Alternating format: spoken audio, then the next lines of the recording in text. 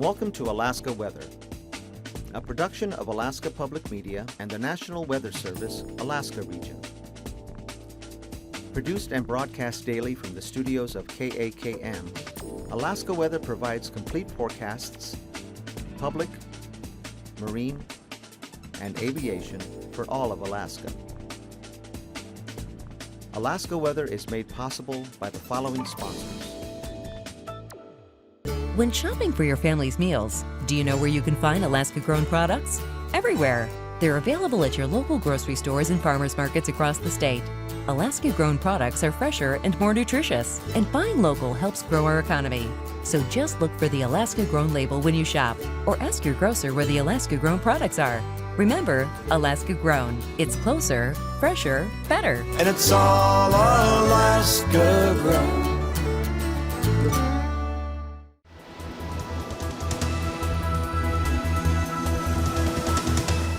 The National Weather Service. Good evening, everyone, and thanks for joining us for this Saturday show. First graphic of the evening tonight, fire danger, not a lot on it, maybe some areas of high out there over the Seward Peninsula, patch up there over the North Slope and about that location. Copper River Basin kind of expanding a little bit, and also back up to the northwest from what it was yesterday, and could be even some extreme areas here in that southern portion, and also some high to possibly very high fire danger over the northern panhandle.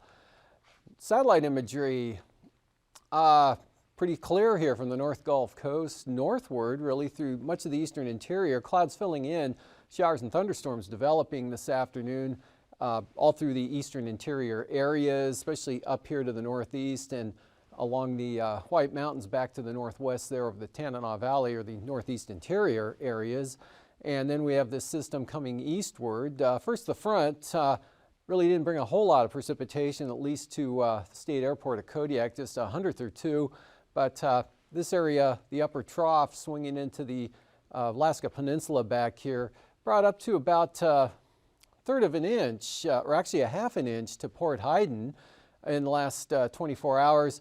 And anywhere from a quarter to a third of an inch here, Kamishak Bay up toward and just south of Lake Iliamna. And this system will be mostly tracking eastward tonight. Otherwise, clouds and some sunshine, a fair amount of that here over the southeast coast. Most of it down to the south where the temperatures were warmer, and a pretty hot day over the Copper River Basin. Temperatures in the upper 70s to lower 80s. Actually, same thing going on up here over the Tanana Valley and eastern interior.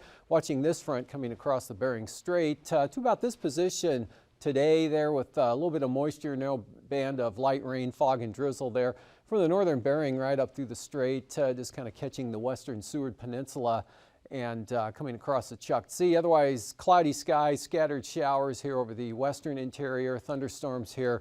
A little more afternoon heating taking place over the central eastern interior, and some action actually all the way out to the western north slope there, just southeast of Point Lay.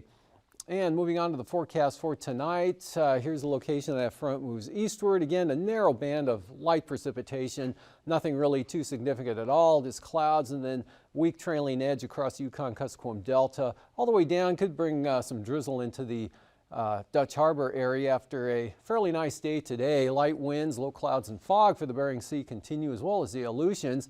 This system into the Gulf now and starts to get a little bit more organized here with frontal system redeveloping. Otherwise, mostly cloudy for the southeast coast. Isolated showers, maybe some drizzle along the coast with possible IFR conditions, much like you saw this morning.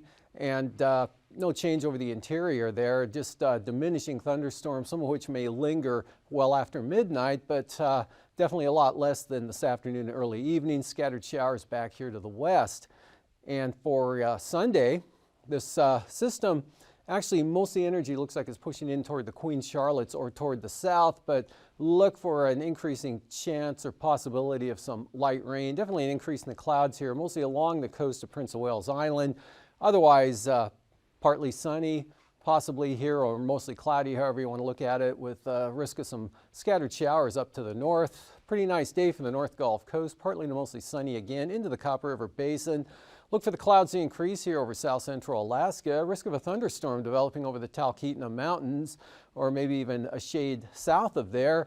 And thunderstorms again over the eastern interior, with the afternoon heating triggering those off.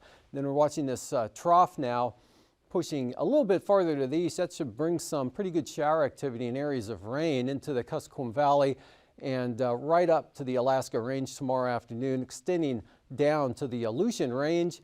Northwest winds continue pretty gusty here, small craft advisories in areas for the Alaska Peninsula, and that's going to bank the low clouds, fog, and drizzle up on the Bering Sea side of things here, with low clouds back up along the southwest coast. Partly to mostly sunny tomorrow afternoon for the deltas, and not too bad for the Seward Peninsula. High pressure ridging right up there behind that system here as it pulls off to the east, so could see some partial clearing. High pressure southern Bering Sea, most of the Aleutians, all of the Aleutians with light variable winds.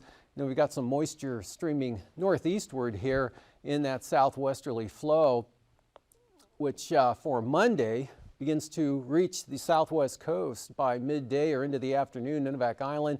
So probably be IFR, low clouds, fog, drizzle with that back up across St. Lawrence Island, and even some of that showing up there for Wales, Teller, and Tin City. And that extends back to the west. Low clouds and fog, probably IFR as well for the southern Bering Sea. And look for some sunshine there for the Chignik, Sandpoint area, becoming mostly sunny for Kodiak Island. Nice swath here through the western interior areas, and that fog should not be there, that fog symbol. Scattered thunderstorms, mostly cloudy skies here for the eastern interior. Showers into the Chugach Mountains in the afternoon, some of those working westward throughout the day and northward into the Matanuska Valley. And again, scattered thunderstorms all the way up to the north. Partly sunny day, optimistically here for the southeast coast with fairly light winds. And then for temperatures today down that way, 60s to lower 70s. 70 degrees this afternoon in Juneau, not the highs. Also 70 down at Annette, 65 at Port Alexander, 66 there over at Craig this afternoon. Otherwise, lower to mid-60s North Gulf Coast, from 62 at Seward, 64 in Valdez, 79 at McCarthy. Same thing at Northway, or actually that was Tok with 79, 77 at Fairbanks. Since rose to 80 degrees. And other areas around the greater Fairbanks area into the mid-80s, and that same pattern right up into the eastern interior as well. Bettle 71, Fort Yukon 73, 77 at Eagle. More clouds back to the west, temperatures in the mid to upper 60s, and then cooling into the 50s along the coast. 74 at Umiat Airfield, otherwise 45 at Kaktovik. And Seward Peninsula along the coast, mid-50s, into the 60s over the inland areas. And we've got here 50s, upper 50s for the southwest interior, McGrath 65, and then cooling to 52 at Cape Newenham, lower 50s for the Pribilofs, upper 40s and 50s there for the Aleutians. Sunshine, 57 degrees at Atka, and 50s for the Alaska Peninsula. Lows tonight, pretty mild. Some areas dropping to just 60 degrees in the Tanana Valley and up over the upper Yukon. 50s back to the west, 40s St. Lawrence Island, across the Seward Peninsula, the western, or all along the Arctic coast there. 50s for the Panhandle, 40s for the Aleutians. Highs tomorrow, 60s to lower 70s again, south central Alaska, especially the Susitna Valley, Copper River Basin, into the mid 70s. Mid to upper 70s there for Fort Yukon, 60s for the Panhandle, 50s out to the west. Flying weather tomorrow morning, marginal VFR in areas here, especially along the coast of the Panhandle, back along the North Gulf Coast, covering much of the Gulf of Alaska, if not the Northeast Pacific. IFR with that incoming front here in a band, something like this, back down, banking up on the windward side of the mountain ranges here, and then IFR covering the southern Bering Sea from about St. Paul all the way out to the southwest, but kind of on the edge there from Atka over to Unalaska and into Sandpoint. And then that burns back tomorrow afternoon. Looks like it becomes VFR for the Pribilofs. That's what the chart shows anyway, and marginal VFR again on the Bering Sea side of the peninsula. And then that moisture bringing conditions down on the western Alaska range back to the northwest there to the western Arctic coast. Otherwise, VFR again, thunderstorms over the eastern interior. Pretty good for the southeast coast. Again, look for some marginal stuff to creeping from the southwest into Prince of Wales Island. Passes Anitovik VFR, moisture spreading in, becoming marginal in the afternoon. Same forecast for Adigan. Lake Clark and Merrill, VFR becoming marginal, and that same forecast for rainy as well as windy. Isabel VFR, Mentastas staying VFR, Tanita VFR, Portage open, Chilcoot and White both VFR. Freezing levels, cooler air behind that front, not all that much cooler, but 6,000 to 8,000 feet there, the Chukchi Sea down to St. Lawrence Island. Otherwise about 8,000 feet here over much of the interior, just from the Arctic coast down into the Gulf of Alaska, back up to 10,000 feet for the Panhandle. Pretty warm air aloft there out over the Bering Sea. And with that icing, could be areas of mixed icing here in the shaded areas through the central interior, right down along and just west of the Alaska Range, and then some of that extending in across the Tanana Valley. Again, that's areas of mixed icing, mostly in the showers and thunderstorms that develop. No icing south of the mountains, and then this stuff creeping up to the southwest coast of the Panhandle. Winds aloft, there's the upper low responsible for that moisture trying to slide northward, but most of it's going to take off to the south there. And actually, this is a system that's came across northeast Bristol Bay today. Northwest flow following in behind. And at 9,000 feet, northwest 20 to 30 knots there from St. Lawrence Island down along the Yukon Delta coast. Very light over the interior. Southerlies 5 to 10 over the eastern central Arctic coast, turning back to the northwest, southwest of Point Ley. Light winds over the Panhandle, light winds over the Bering Sea and the Aleutians. 3,000 feet, again, very light winds. Northwesterlies 20 to 30 knots here over the Alaska Peninsula. Portions of Kodiak Island, probably Kamishak Bay as well, and then on down that way. Otherwise to the north, very light and variable westerlies 0 to 10 knots. And that's about it. And this 20 knot southeasterly just off the southeast coast. Turbulence-wise, not a whole lot here. St. Lawrence Island up into the Bering Strait as that next trough comes in from the west there, and also along the mountainous areas, Kuskokwim Mountains and Lotto Hills, maybe Cape Newenham, those northwest winds along and on the lee side of the Alaska Peninsula, Kamishak Bay, and Kodiak Island. And after the break, I'll be back with a look at the marine forecasts.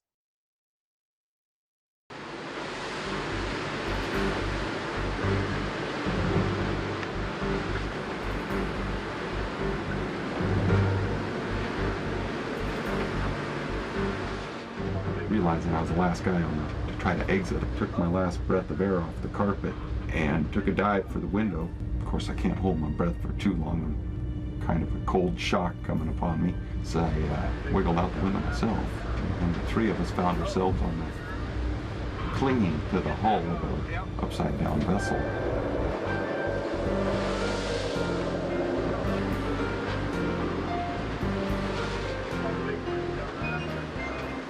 Stability accounts for 35% of vessel losses. The lives of your crew and the welfare of their families depends on the stability of the vessel. This flying bridge would raise that height consideration. A naval architect should develop stability guidance for your vessel, and the recommendations should be followed. What we need to do is just make sure that the boat... Most smaller vessels do not have stability books, and there is even less room for air in small boats. The stability of your vessel depends on the weight of your loaded vessel pushing it down into the water, and buoyancy pushing it out of the water.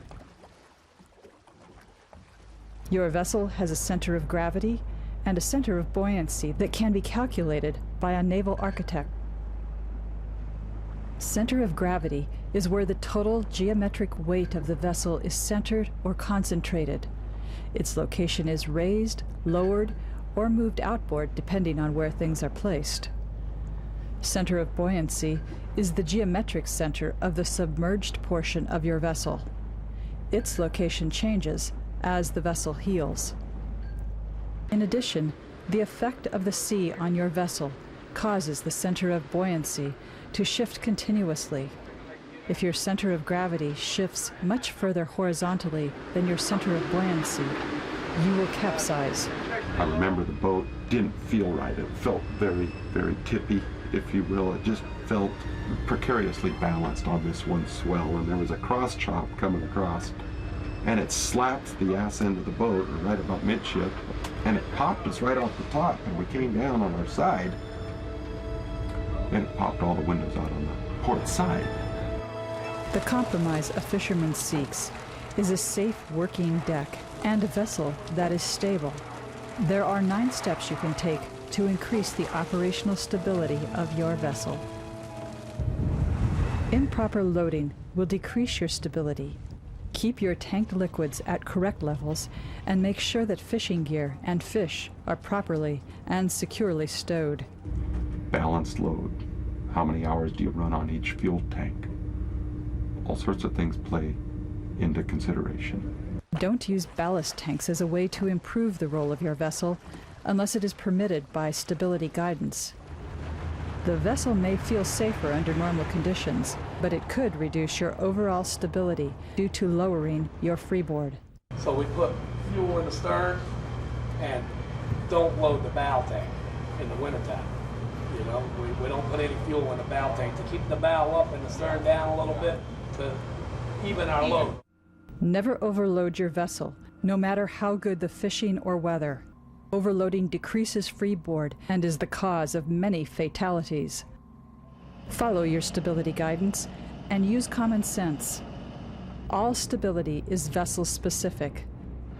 Don't assume you can safely load your vessel like your buddies, even if similar in size and gear type.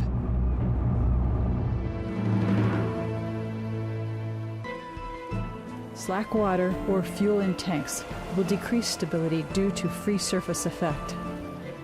Loose fish in the hold or on deck has the same free surface effect as a liquid.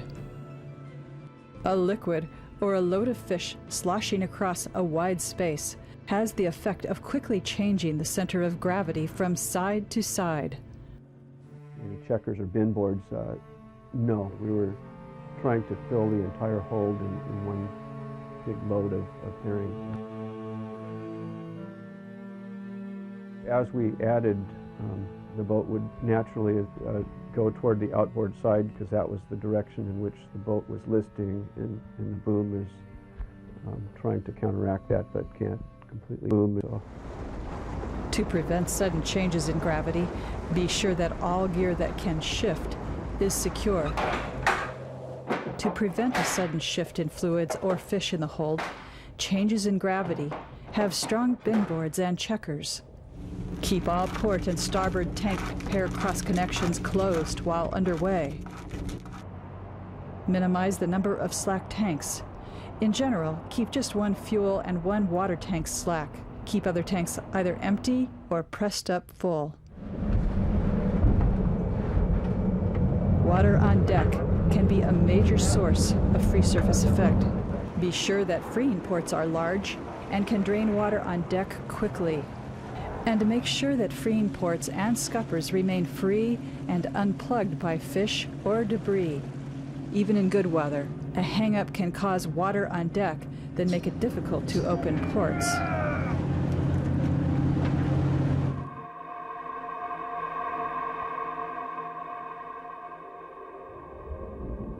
For your vessel to maintain its full stability, prevent water flowing from one compartment to the next. Water in places where it does not belong reduces reserve buoyancy. Reserve buoyancy is what allows vessels to recover from a severe roll if flooding can be prevented. However, if down flooding occurs through open hatches or doorways, it is more difficult for vessels to recover. They left the aft door open. There was an interior door that was always propped open. These factors combined with also an open hatch allowed rapid down flooding when she had laid over on her right side to about 3 tons of water per second was rushing through those doors. Made it nearly impossible for any crew to escape, and once the down flooding started, it ran through those 2 doors which were in alignment and then down flooded into the engine room and showed that she sank in 4 to 10 minutes. And I would lean more towards the 4-minute side.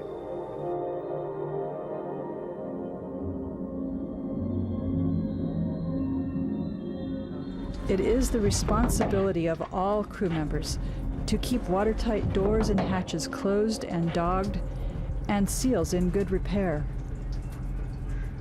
There should also be a way to secure all hatch covers so a wave cannot carry them away and expose the opening to downflooding. Keep watertight bulkheads watertight to keep water from flowing from one compartment to another. Watertight doors or weathertight doors are essential that they remain shut when the vessel's in foul weather or crossing a bar or any unusual circumstance. That you need to maintain that watertight envelope because obviously the ship is your island and you need to keep it afloat. High water alarms should be fitted in all watertight spaces. Alarms should be kept free of debris and tested regularly. Consider a regular visual patrol of all spaces for signs of flooding and fire.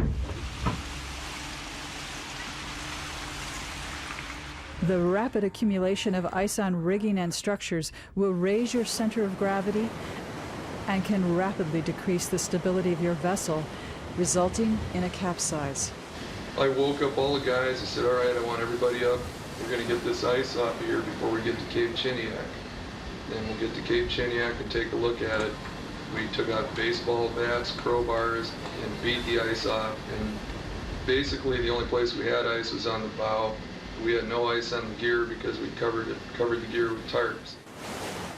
While a possible solution to icing, neither heading further out to sea to seek warmer water or racing into port may be a viable option. Whatever the decision, get crew knocking ice from the vessel immediately. Make sure your freeing ports and scuppers stay free from ice and debris. Slow the vessel down to slow the accumulation of ice. Maneuver the vessel so that it lessens the buildup of ice. Keep close communications with nearby vessels and search and rescue. Prepare survival equipment and prepare for a sudden capsize. If working in waters potentially exposed to icing conditions, position survival gear in sheltered areas. Marine forecast for the waters of the eastern Gulf of Alaska. But one's best alternative is to pay attention to weather reports and avoid icing conditions. Cape Fairweather to Cape Suckling. Tonight, storm warning. Northeast wind.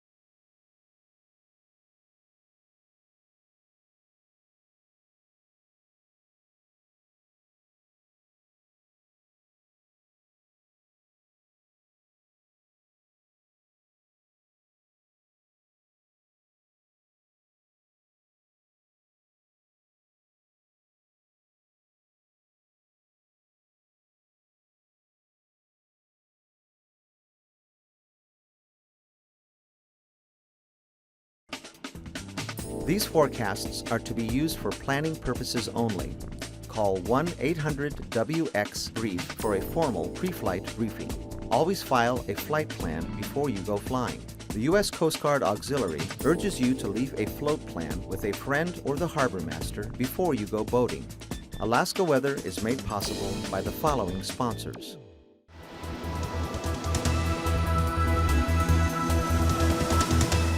The National Weather Service.